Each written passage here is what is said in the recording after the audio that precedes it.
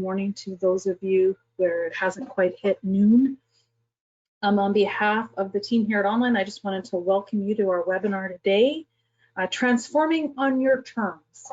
My name is Cheryl Cluzio, and I'm part of the executive team here at Online. And I wanted to just start simply by thanking you for joining us. We know how busy everybody is, and we appreciate that you've taken the time out of your schedules today. And I specifically wanted to just say thank you to those of you who tried to join us last week and are on the call today. We are thankful for your understanding and even more grateful that you're able to be here. Today, I am excited that we have our very own Chris Harper presenting. Chris is the Senior Director of Digital Transformation, and he has a great presentation lined up for you, where he's going to be talking about the importance of strategic intention and the need to protect your digital transformation during our ongoing journey with COVID-19. I have gotten to know Chris well over the last few years, and I can honestly tell you, you're in for a treat. In addition to being a certified management consultant and a university instructor and an avid dog lover, Chris is passionate about working with our clients to help them set digital transformation strategy, and I know today's topic is particularly near and dear to his heart. But before we get started, just a couple of little housekeeping things to take care of. We will be running a Q&A at the end of our webinar, so you'll notice that we've enabled the chat feature. It is over on the right-hand side of your screen in a little auditorium pane. And so if you have any questions throughout Chris's presentations, please pop them in there. And we'll be facilitating the Q&A portion of the session at the end using those questions for Chris. And of course, if you miss anything, don't worry, you're going to be receiving a copy of the recording of the webinar as soon as it's ready. So I think with that, I'm going to invite Chris to take it from here. Thanks again for hosting, Chris. You bet. Yeah, thanks, Cheryl. Yeah, Cheryl's definitely gotten to know me over the years. Everybody, thank you very much. As Cheryl said, we apologize for last week, but we have a very good turnout today, which is really quite exciting. Before I get into the topic at hand, I just wanted to talk about why we're doing these webinars. The topic that we're going to cover today was cooked up in my own brain based upon some of the experience that I've had, some of the research that I've done, some of what I understand clients and customers have been going through. And so in terms of like new thinking, that's kind of what I'm trying to put out there today. So I really do hope that this will spark some conversation, discussion. And as Cheryl said, please put that into the chat box. Keegan, who you heard us remind us that it was 12 o'clock on the phone there, she will be monitoring that, and we'll get to the questions at the end of the presentation. We built in 15 minutes for that. So this is very exploratory. This is something that I've put together based on what I've observed. And so your feedback in that conversation would be very valuable to me, and I hope very valuable to you. And what I want you to get out of today is if you could walk away with just some nuggets and some thinking, that would be a really great success in terms of this. And so I'm going to be applying some concepts that may be a little non-traditional towards the end of the presentation. And so I look forward to some of the conversations that we'll have at that time. You'll see my contact information on the screen, both at the beginning and the end of the presentation. Lots of folks, whether I'm at the University of Calgary teaching or doing these types of things at conferences, like to stay in contact, and I am always happy to continue that conversation afterwards. It really keeps my very hungry curiosity well fed. And so what I'll do is I'll move into the presentation. If you have any questions, please put them in the chat box, and Keegan will keep on top of that for you. Before I get into it, just a very quick introduction to Online Business Systems for those of you that don't know us. We've been around since 1986. I'm pretty sure I was out of diapers at that point in time, but we've been around since 1986. We have 350 professionals across North America, and they are the reason that I joined the company, and they are the reason that I stayed at the company. We have a very strong and value-driven company culture that we really look for when we hire into Online. And of course, leading our company is Chuck. And he is a wonderful leader who takes us and has taken us through many adventures over the years. The COVID situation being one of the most recent ones that we're all kind of going through. And so as a company, we focus on two things: digital transformation, cybersecurity. We bake cybersecurity into our digital transformation concept. So for a mid-sized consulting firm, those are fairly two unique capabilities that a lot of firms have, but don't integrate well. And we seek to do that so that we bake our cybersecurity into the digital transformation. You'll see that we have digital business transformation, which is my area. We have service management. We are a very highly recognized BMC partner. We also have our customer experience, where we work closely with Genesys and Amazon and others to provide unique ways of customer engagement. And then we have our security side. We do everything from Health Information Act to HIPAA compliance. We do PCI data security standards. We are a QSA certified organization. We have our managed security services if you're looking to place the monitoring of your security programs elsewhere outside of your organization. And we have a whole advisory component that takes us through from assessment to security program development. And so a very, very strong portfolio of offerings that are closely aligned with combining digital transformation and cybersecurity. On the bottom, you'll see we have very high Glassdoor ratings, which is always nice to see. It's something that we celebrate internally and represents our commitment to our people and our culture. In terms of the outcomes from today, I'm going to start with a little strategy 101. This is about 4 or 5 slides that I use to set the level when we're talking about strategy. There is a lot of good information on strategy. What there is not a lot of agreement on is what strategy actually is. So to set us all on the same foundation for that, I'm going to provide just a little 101 on strategy so that we're all looking at it from the same perspective. Apologize if it conflicts with any current definitions you have, but that's part of the conversation that we can have as well at the end. We'll be talking about intention and digital transformation in relation to the context of strategy and purpose.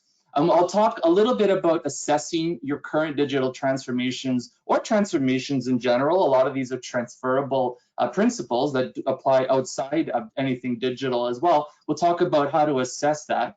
We'll also look at the path to intentional transformation, especially important when we're faced with situations like the current one, where there's an immense amount of uncertainty and the future is not predictable.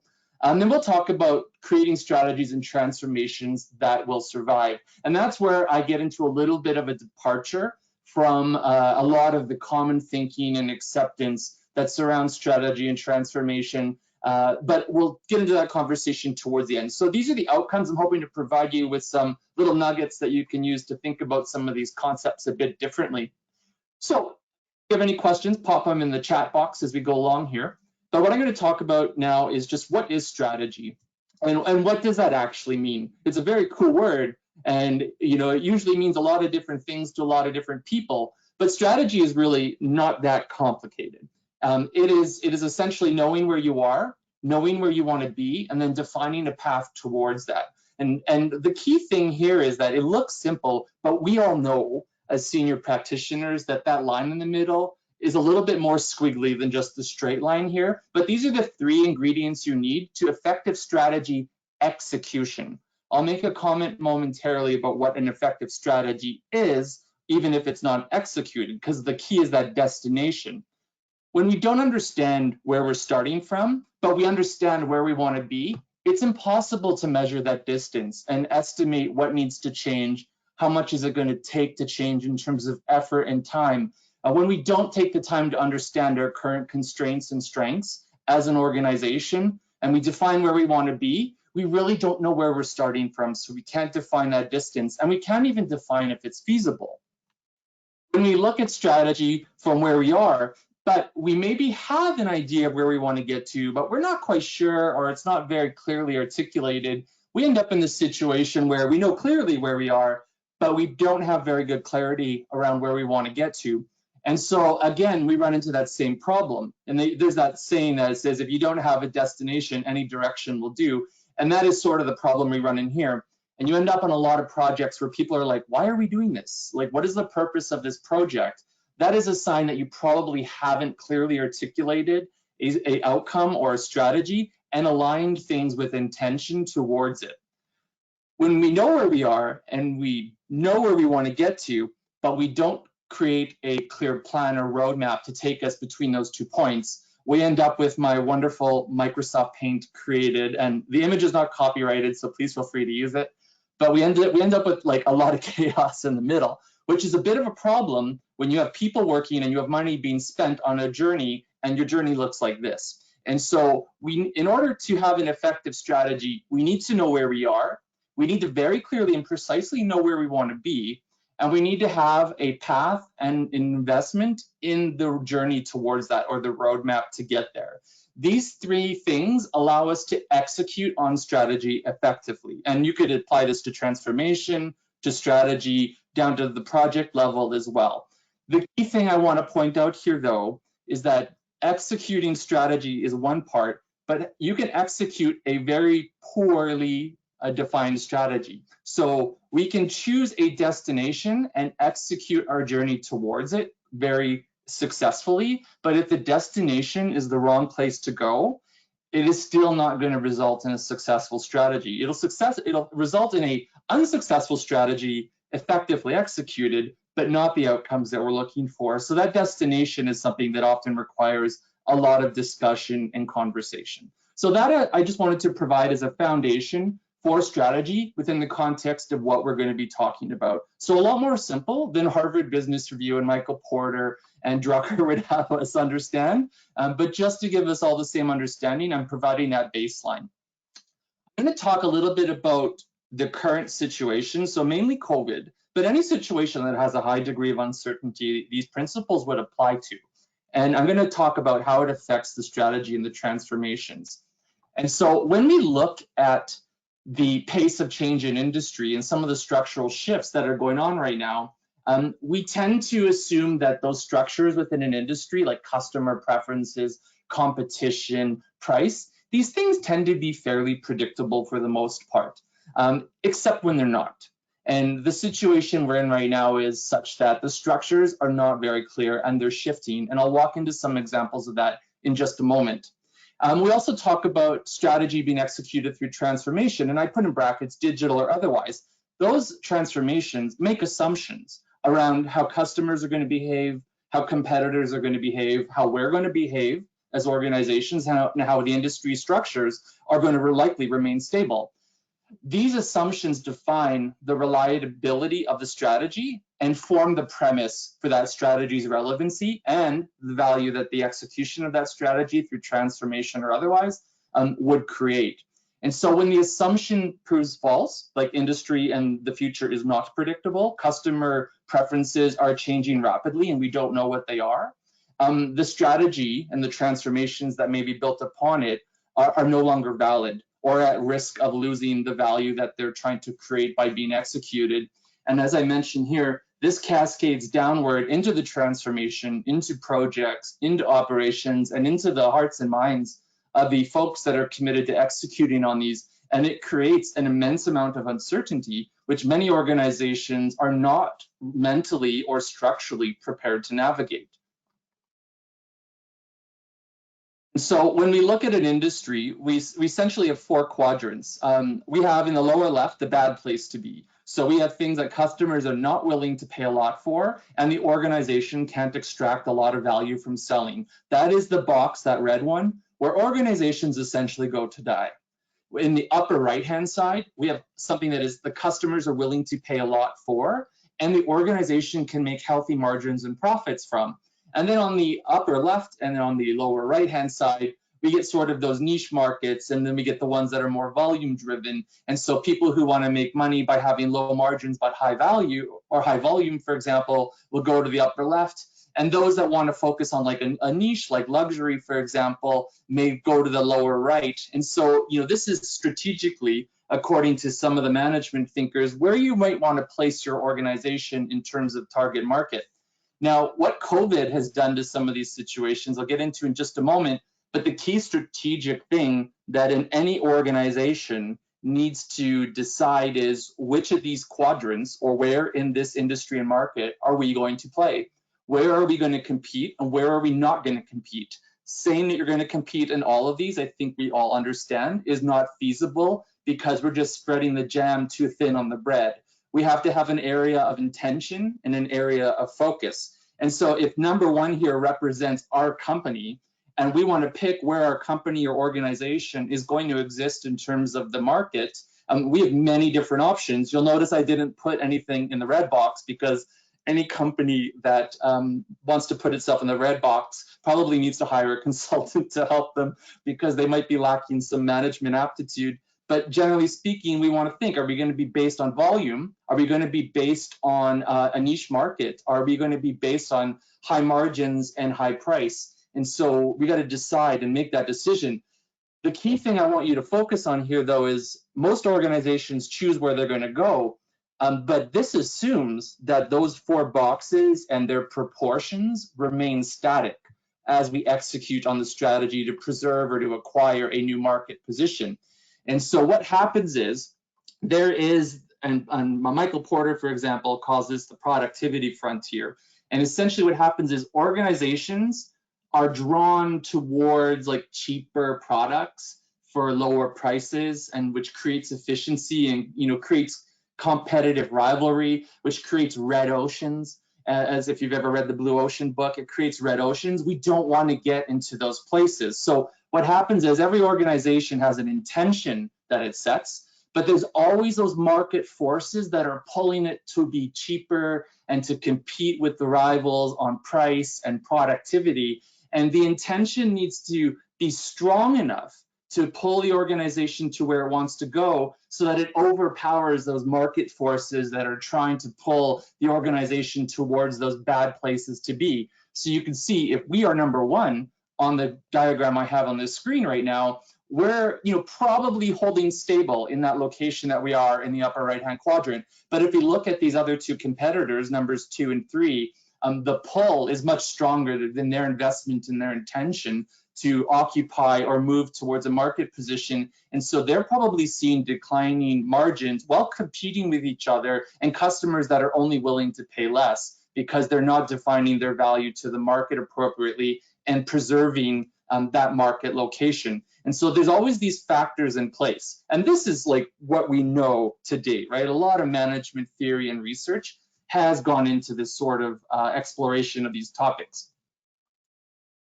What's happening with the COVID situation and structural changes is that we're seeing not competitors move, we're seeing the market behave in very unpredictable ways, or industries behave in very unpredictable ways.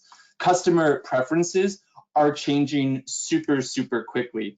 And it's really difficult for organizations to keep up with that constantly. And so if we look at the restaurant business, for example, your luxury restaurants, your, like your sort of Moxies and these types of restaurants, suddenly their industry, like their market positions, were no longer relevant because they couldn't have people come into the restaurants anymore. And so they moved, for example, to like curbside pickups and to delivery and skip the dishes and DoorDash and all these sorts of offerings. They've moved to that model, which is now not where they're designed to make money necessarily, but they're trying to sustain the organization. So they've responded, and those that didn't respond kind of get sucked into that black hole. And we've also seen organizations close their doors. But restaurants, I'm trying to pick examples, by the way, that we could all commonly understand. Restaurants are an example of the situation you see here.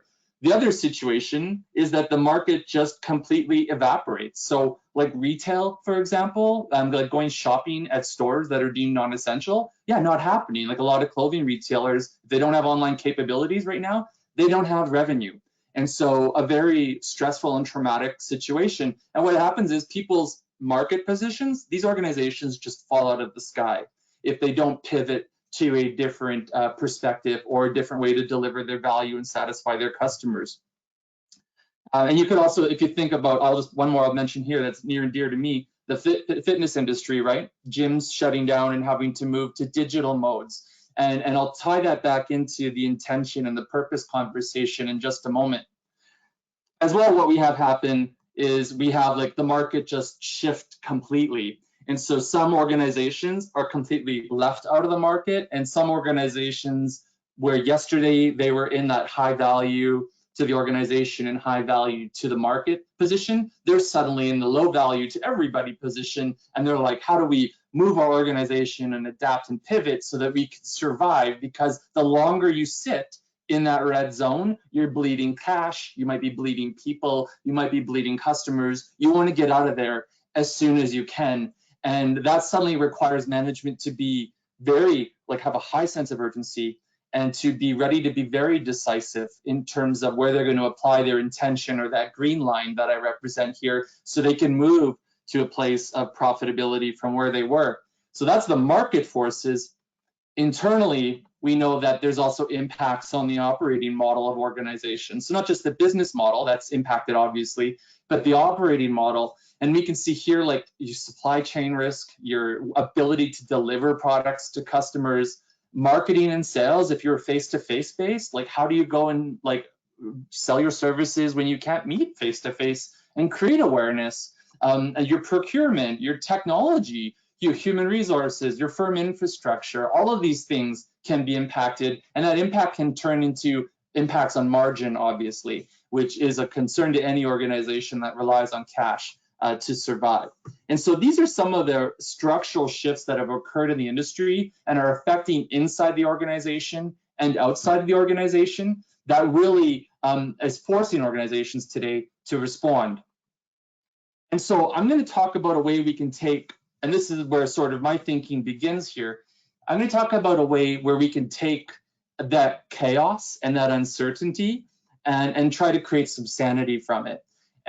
We've probably all heard this wonderful quote, which is a great little soundbite. COVID is accelerating digital transformations. Partially. It's also accelerating some digital disasters, but COVID is accelerating the need to transform. I wanted to point out a disagreement I have with this statement, where there's two ways that I look at this. There's a difference between transforming, and there's a difference between being transformed. One happens because of us, the other happens to us. When transformation is happening to us, that is an indication we are not in control of that transformation.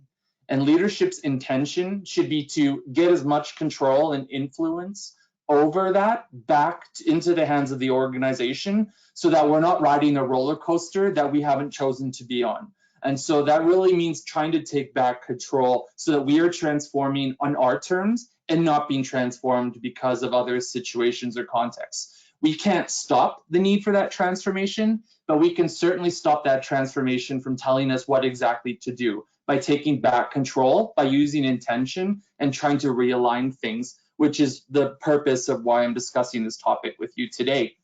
And so when we look at how this is, it's, what would be a consultant presenting without a triangle diagram, right? We have the organization's purpose. So if I look at my gym, for example, my gym's purpose, you could think of it in two ways. It could be to fill the boxing bags at the gym so that we maximize revenue. That's an acceptable purpose. I might suggest that that's a little bit myopic, but my gym's purpose, and the reason why I continue to go there, is their purpose is to create opportunities for people to be healthy and to have fun. And so that's the purpose that they have. And so when they have an intention that they set, and you could say like strategic intention or strategy here, the word strategy in my mind is very passive. Strategy, when combined with intention, can better support aligned action. And so I like to say, like, based on our strategy, I intend to ... And so when we look at intention and we look at transformation, this is where things are really hurting right now. So my gym, for example, cannot have people in the studio. So what are we going to do? Well, if our purpose was to fill bags, I guess we're going to apply for government aid, and I guess we're going to try to figure out other ways to make money. My gym responded by being like, our purpose was to make our patrons healthy and happy.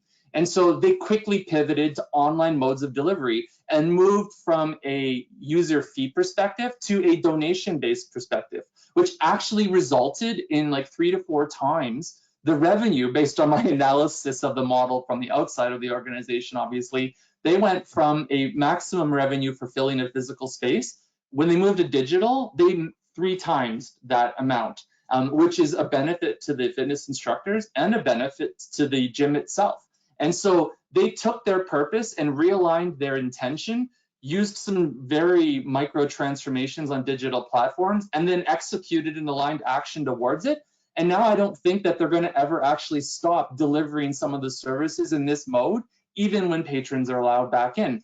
But right now, that intention and that transformation is a very confusing spot because we just don't know what to do. And the reason we don't know what to do is because there's so much noise, right? We have so much confusion. We have economic, we have regulators, we have customers, competitors, there's alternatives to our products in general. If you're a yoga studio, you know, YouTube is probably your worst enemy in moments like this. We have suppliers that maybe can't fulfill their obligations. And all of this is affecting that little triangle that represents our organization and what we're trying to accomplish through our purpose, our intention, our transformations, and our actions.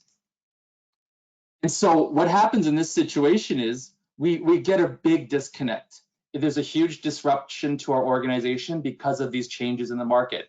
Our purpose sometimes gets forgotten. We have these intentions that were in flight before the disruption. We have transformations that were supporting our strategic intentions that we were trying to accomplish to support our purpose, that we're like, are these things even still relevant? Should we be continuing? And then when you're those like mid-level and frontline folks that are really trying to like help make the organization successful, it's like, well, what do I do? Like, I don't understand what's going on. I don't understand the impacts. Things are very confusing at work, let alone in my personal life. And what action can I take? People just don't know. And so a lot of organizations, maybe they still look like they've got these pieces together, but inside of the organization's mental state, there's a lot of confusion because there's a lot of just lack of information, lack of certainty, and it can become very difficult for folks to figure out what to do in these situations. And again, if you have any comments or questions, feed them in there. I love that stuff. So when we talk about setting the intention, and I'll get to why intention is even more important in just a moment, we want to think about some of these key questions. And before I state the questions, I want to highlight my little warning I put in there. You have to remember that the wrong question with the right answer is still the wrong answer. And so these are questions that I think are pretty safe to ask, but always keep that little statement at the bottom in mind as you're working with executive teams or your peers in leadership around making sure you're asking the right questions so that you get the right answers to the questions that are important, not the right answers to the questions that are not the right questions. And so we want to think about, like, what is the purpose that we are trying to work towards and how can we still achieve it? So my gym, for example, the purpose, like I said, was to make people healthy and happy. And so they didn't think like my purpose was to fill them, maximize attendance at fitness classes. The purpose was to make people healthy and happy. How do we pivot towards that? Those two perspectives can lead to different decisions, which can lead to different outcomes. So do we preserve the current model? Do we have to pivot our current business or revenue generating model? Do we mitigate? So do we kind of go down in the bunker and wait this thing out and try to minimize the impact? Do we use this opportunity to innovate or to accelerate innovations that we were already considering? Or do we need to remodel? And so we need to understand what our purpose is and what we need to do to still achieve that purpose. And that's where setting the intention comes in, right? Because are we intending to preserve? Are we intending to pivot? Are we intending to mitigate, and so on? Is there new intention required or simply a new path?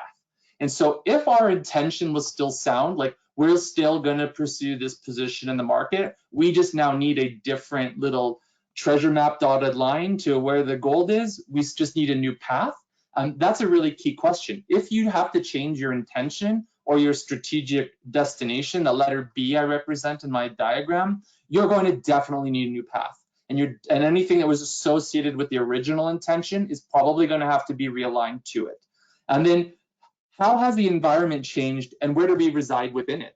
And so that can be a really tricky question. A lot of organizations will tend to focus internally at times like these and kind of get into that preservation mode, but you still need to be aware of the greater context. And so where do we reside in the market relative to the changes? That presents new information and new opportunities. It also presents some little sand traps and things like that that we might need to avoid. So we'll need to explore that question. This key one here, this second one from the bottom, consensus on the intention. How do we create that agreement at the sponsorship or the leadership level in the organization? We, especially when money's been invested, and people have been brought along the previous intention or strategic outcomes that they're trying to achieve, that consensus can get disrupted, and you really do need to have consensus.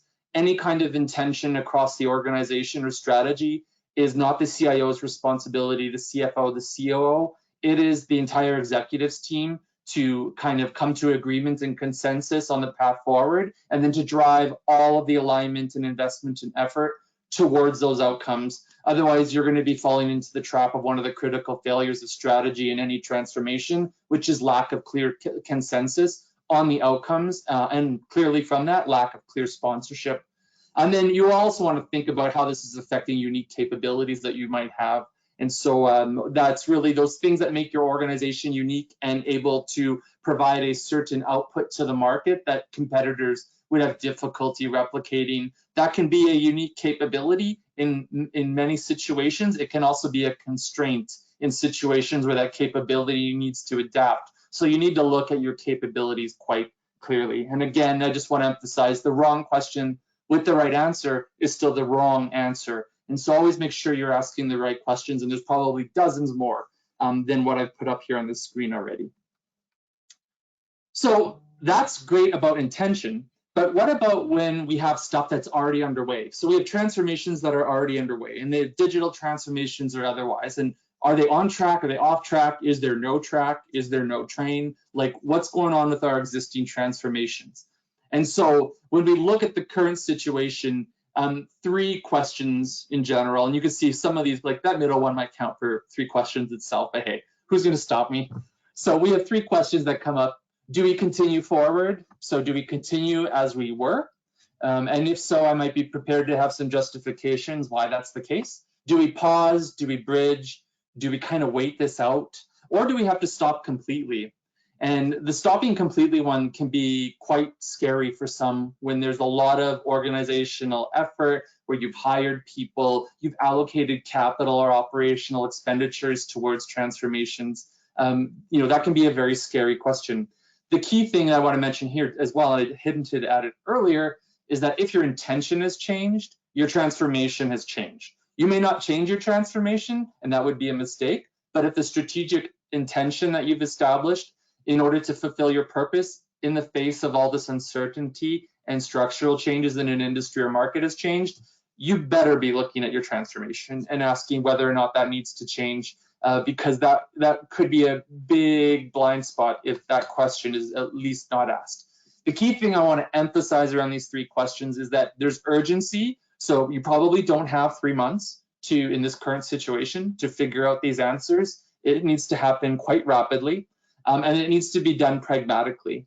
And that pragmatism piece is very important, because when we look at investments and things like that, we can get emotionally attached to the progress and to the money and the capital that we've put into this, right? And so we need to look at this pragmatically, which can be difficult to do sometimes if it's kind of like your baby, that transformation that's underway, and we know we need to stop it, but emotionally you don't want to do that. You need to try and pull yourself out of those situations and look at things pragmatically. And so some ways or some questions to not ask to assess your transformation in this current situation. Excuse me. So how do we save the current transformation, right? That is kind of preempting the question that transformation is something that needs to be saved, but you should be asking about its relevancy, or if a new transformation needs to replace it. How do we preserve the return on investment, which ties into that first question, right? Because we had a commitment and we had a business case and we had a project charter and we've had status meetings and executive sponsor meetings and stakeholder meetings, how can we preserve the transformation? How can we still make that ROI happen? The reality is it may not be possible. And if we get married to saving the transformation, we might be actually making a commitment to failure as opposed to transformation, because the transformation may no longer be relevant because our assumptions based on industry structure and customer preferences have maybe changed. What will be the ROI on new initiatives, right? You can ask that question and it sounds great, but you want to know what? Who's going to actually be able to answer the ROI on some initiatives in this much uncertainty? Not very many people. They might pretend to be able to give you a reliable answer, but I would question that answer, and I would certainly look at the assumptions, because there's probably going to be a whole Christmas list worth of those underneath any ROI on initiatives that are kicked off in this current situation. Things in the very short term are potentially measurable, but if you're looking at a more substantial transformation, it's going to be very difficult to define ROI. It's tough enough in good normal scenarios, let alone in situations like this.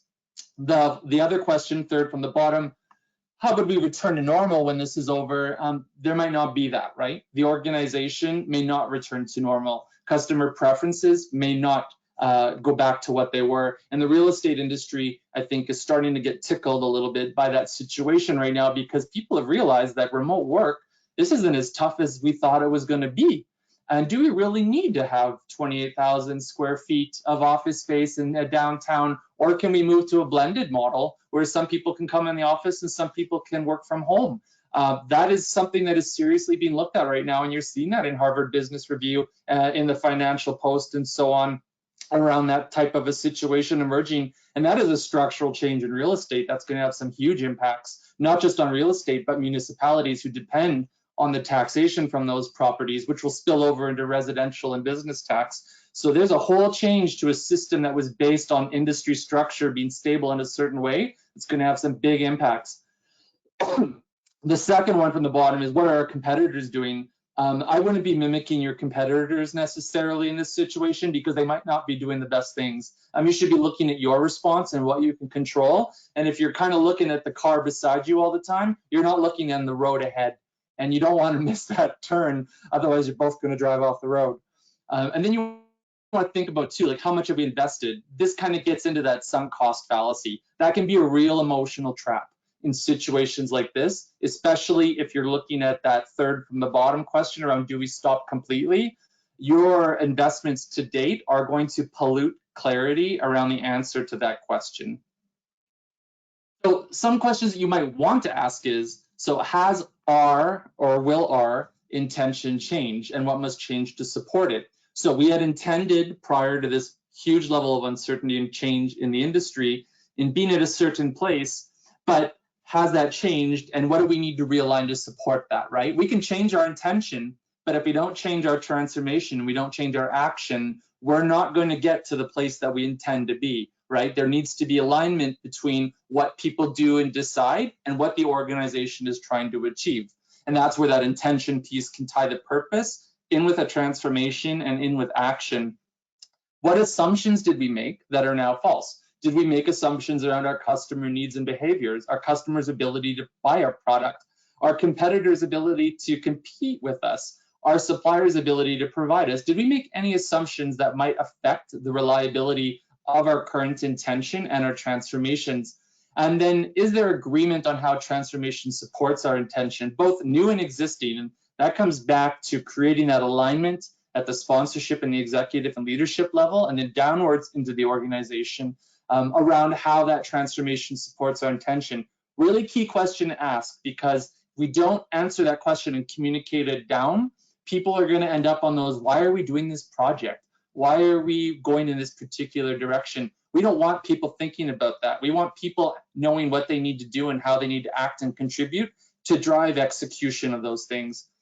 And then you want to think too, obviously, are the outcomes of the transformation still relevant? That comes back to understanding how it supports our intentions, what purpose we're trying to fulfill, and what purposes and things our customers are trying to actually get done. And is our transformation still relevant to supporting those things? If the answer is no, please don't continue with your transformation necessarily. It may be time to look at a different approach or transformation altogether. And so I'm going to talk about like setting some of that intention and creating some sanity out of this situation. So earlier I talked about all the noise that's going on in the market. There's so much of it right now. And you know, we tend to be seeing these news reports, and every day it's something different, and competitors are doing things, and customers, like, who knows what's going on there. And the regulations vary by province and state and federal governments. There's a lot of noise out there. And so what you got to do in this situation is you got to focus on what you can control and influence, and the rest just happens to you, right? And so this is where intention, by setting clear intention, we can regulate that noise. We can't stop the noise, and we can't stop the impact it has, but we can use intention to create clarity, so at least we know what we're trying to achieve relative to all this uncertainty, and we can focus our intention, our transformations, and our actions to support our purpose. And so we end up with like a nice little eye of the hurricane type feeling here, where all that noise is outside of our organization and we're regulating it as it comes into the organization. And so minimum, we want to identify the type of disruption and impacts to our current intention. So again, understand those structural changes that I showed you earlier on in the presentation, and then understand how that affects your organization. It sounds simple. It's very complicated to actually undertake that type of an analysis, but really important to do, and to do it with urgency, like I said, and pragmatism.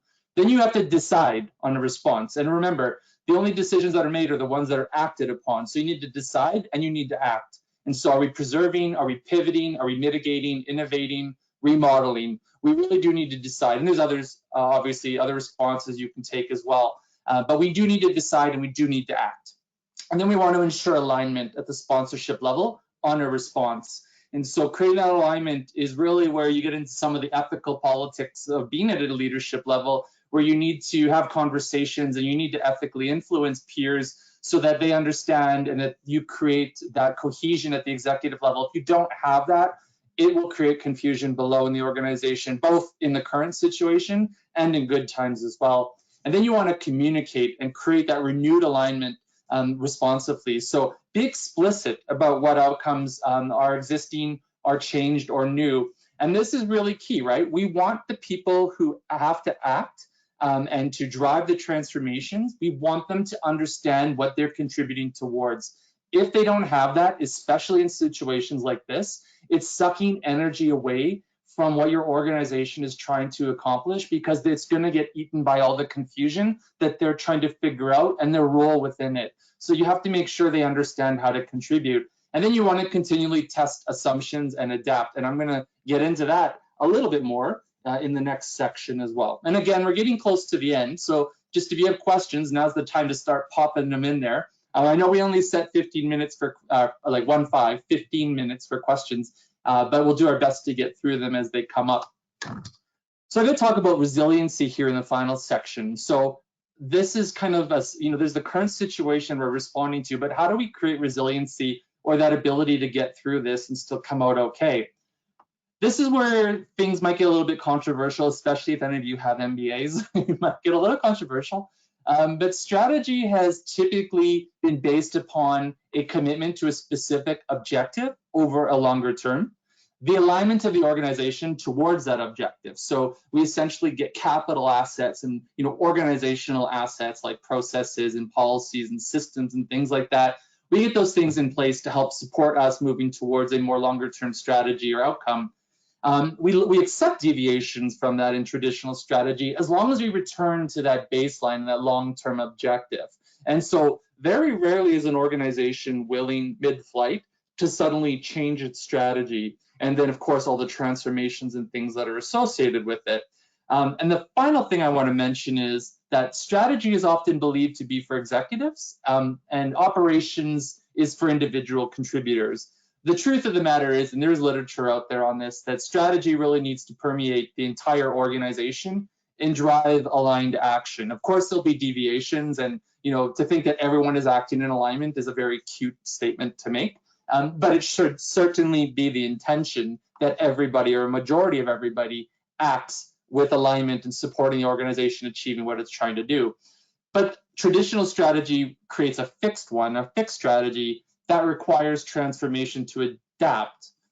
And so what I'm proposing is that a resilient strategy is one that is structured to adapt with change, as opposed to one that is structured to withstand it, right? Buildings are, they look like fixed things, but in earthquake zones, they're actually designed to wiggle a little bit, which preserves their structural integrity. Strategy is really no different.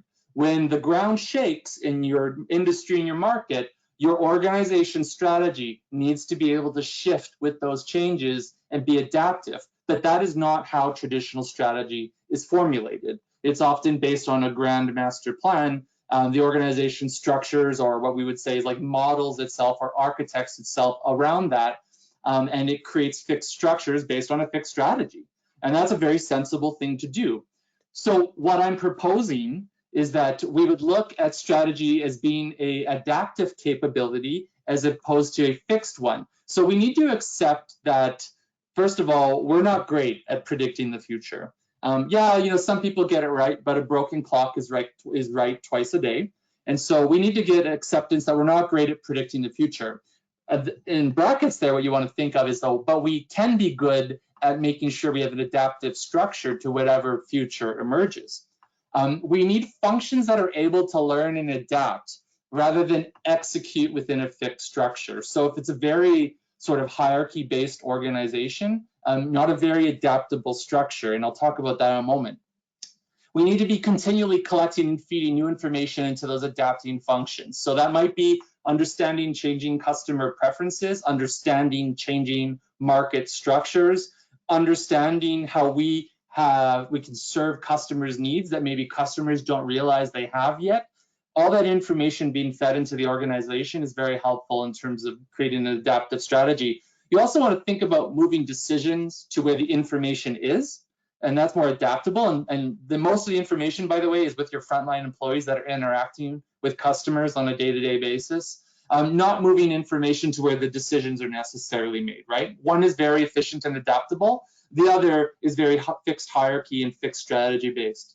And then we also want to see fulfillment of purpose through intention as the goal, not adherence to the fixed strategy, right? What's more important, your strategy or the purpose your organization has? A strategy will come and go, but your purpose is something that your organization should seek to achieve while it exists. And some purposes may never be fulfilled, and they may be across multiple generations, but strategies are not that. Strategies need to be associated with a purpose, and you need to make sure that your strategy and your intention and your transformations and the action of your organization and the people within it are aligned in supporting the purpose you're trying to achieve. And so this is what an adaptive strategy would look like. And so when we talk about creating resiliency, I wish it was as simple as these 4 bullet points and check boxes I put in here, but you want to understand what capabilities make your organization most effective, and also which capabilities make it most vulnerable. There will be vulnerabilities in every organization. It's unavoidable. And so you need to understand what you're really good at and makes you unique, and what you're really not good at and makes you potentially at risk. And then you want to stay close to your customers. This should always be the case, not just in the current situations. Although it's curious how many emails I receive from organizations I didn't even know had my email address. It's been so long since I've heard anything from them. But you want to stay close to your customers, and you want to understand the needs that they have yet to resolve so that you can posture yourself towards resolving those and adapt towards them. And then consider as well, if you're in IT, you might be familiar with agile principles. But consider taking agile principles outside of IT to increase adaptability and incremental innovation, right? Transformation is really something that we can almost make extinct if we build in those incremental innovations and those smaller transformations. You know, those really large transformations would never be necessary again, because we've built an organization that evolves and adapts with the needs of clients today and customers today, and the needs that are emerging for them in the future. And so when we have that, we're much more able to adapt and withstand changes in market and industry weather, and you know, create a more adaptable and resilient organization. And then really key is understanding as well where you're starting from. So for some, the journey is already underway in terms of resiliency, and they've got these agile principles and adaptive strategies and functions. But for others, this might be the first time that they're hearing of this type of a concept. And you want to know what? Either of those situations is okay. This is all just some additional thinking that might benefit your organization in terms of thinking about strategy in a different way, where you're not creating a strategy that's resilient, you're creating an organization that's resilient. And then those micro transformations help it adapt and evolve to the needs of customers and changes in the market and the industry. So when we adapt incrementally, we minimize the need for those large leapfrog transformations that are sometimes very popular in a lot of the literature today. That those incremental adaptations help us be resilient and they help us continually adapt and evolve, which is great entrepreneurial thinking.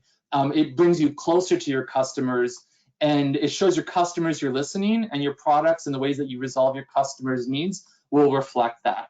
And so those are some of the topics that I wanted to cover today. And so I don't know how many questions we have. I can't see them, but Keegan's going to let me know. And again, any feedback you have during the presentation, I'll get to right now. But you're always welcome to reach out to me. I'm very easy to contact. You catch me on Twitter. I'm a little bit more opinionated on there, by the way.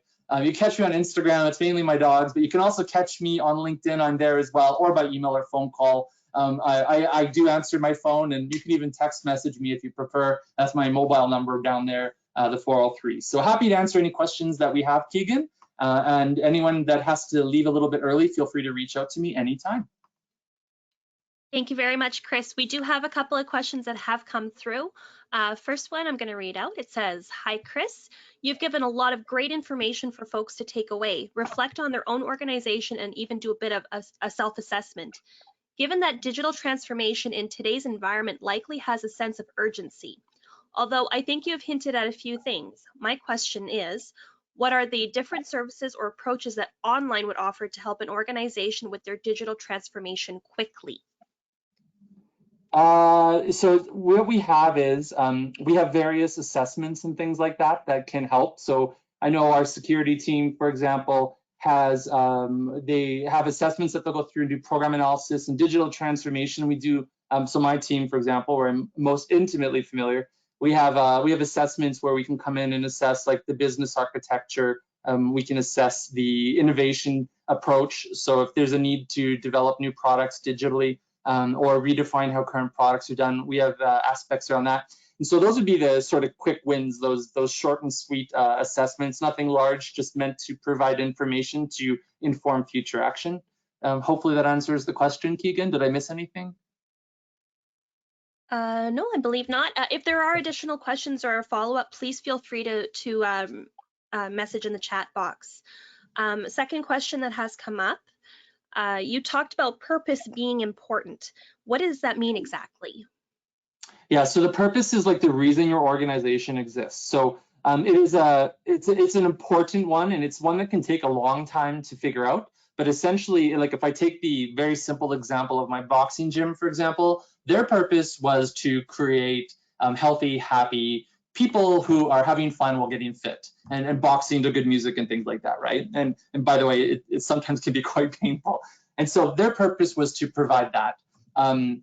When we talk about purpose, that is a really great example. So when you look at your organization, if you think of an energy company, for example, the energy company might be to, through agency theory, for example, might be to make money for shareholders, but it might be about like bringing energy to the lives of Canadians, right? And that could be renewables, that could be traditional, there could be a whole bunch of different options. But what's the purpose? To bring energy to the lives of Canadians so that we can live and have good quality of life. So, the purpose might get confused though between like it is to return investment to shareholders always at any cost. And so if I look at the example of a boxing gym, again, just a very simple example that I hope is understandable, I can either have the purpose of making people healthy, or I can have the purpose of filling my boxing bags up so that I maximize my revenue.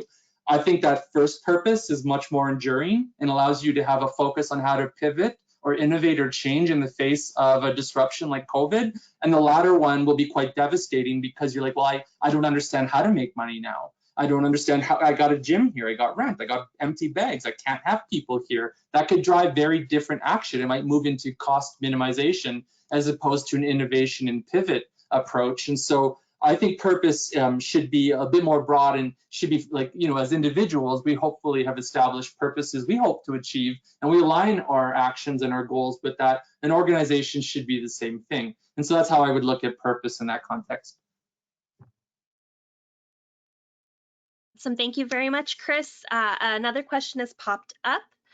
Why wouldn't you want to determine ROI on new initiatives or innovations? You also mentioned not focusing on competitors, but wouldn't you want to focus on them so you're protecting your market share or product?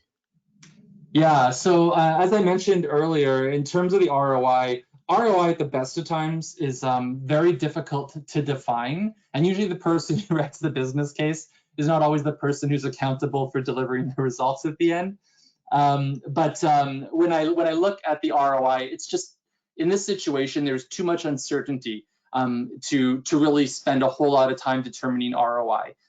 There's not a lot of time to go through that type of analysis rapidly or reliably, and so it could be a very big distraction, and there could be a lot of assumptions underneath it. When it comes to competitors, it was sort of what I said earlier, right? If you're driving down the highway at pretty fast speeds and you're looking at the car next to you and not what's in front of you, that's not always a good thing. You want to understand what your competitors are doing, but I would say don't obsess about what your competitors are doing. They have unique capabilities that allow them to do things that may seem like a really good idea, but you may be miles away. But you may be able to do things, which I think is where you should focus, that your competitors are not going to easily be able to replicate or pivot towards. And that might allow you to get through the uncertainty and come out in a market position that is much more desirable for you and more difficult for your competitor to mimic or to follow. And you face that same constraint, right? They can go places that you probably can't. And so why are you going to follow them when you're not wearing the right kind of running shoes to take you there? And so that's how I kind of looked at those two things.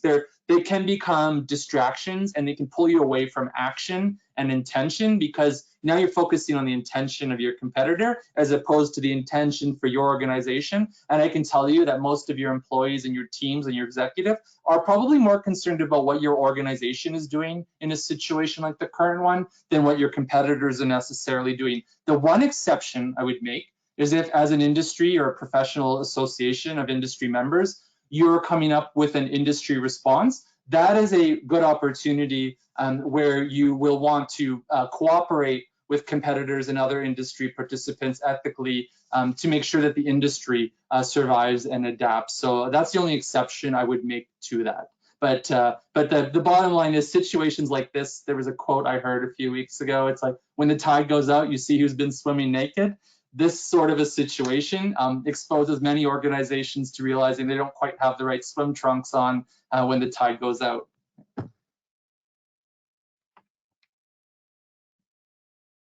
Thank you, Chris. I have two more quick questions left. The first one is an easy answer that I can answer.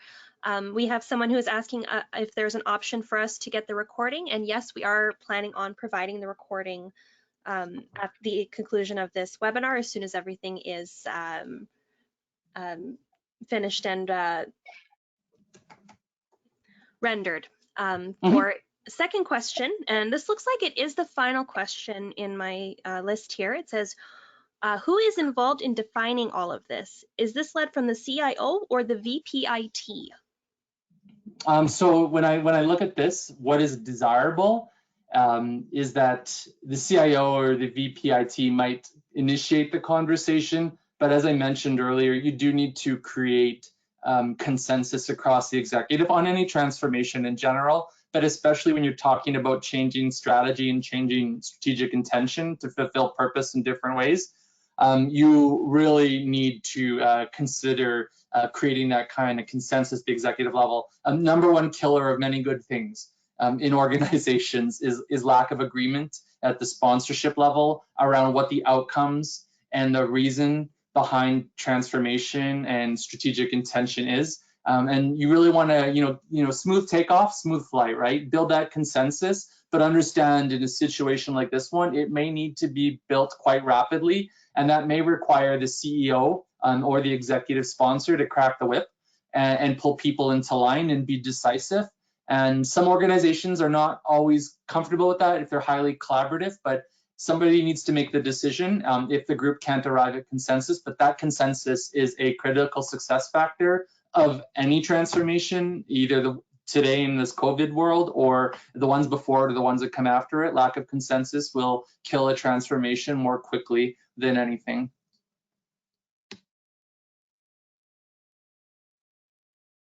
Thank you, Chris, and thank you everyone for all of your questions. It looks like there are no more at this time. Great. Well, they're always any one of you on the call, happy to reach out to me anytime. My information's there. Keegan and the crew will get the presentation out to you. And it's been really a pleasure. I wish I could have done this more of an in-person format, because I do like to see faces and get to know you guys a little bit better. But I appreciate you taking the time, and wash your hands, don't touch your face, and have a wonderful spring. I see the trees are now green in Calgary, and that's a wonderful sign that good stuff is on the way for us.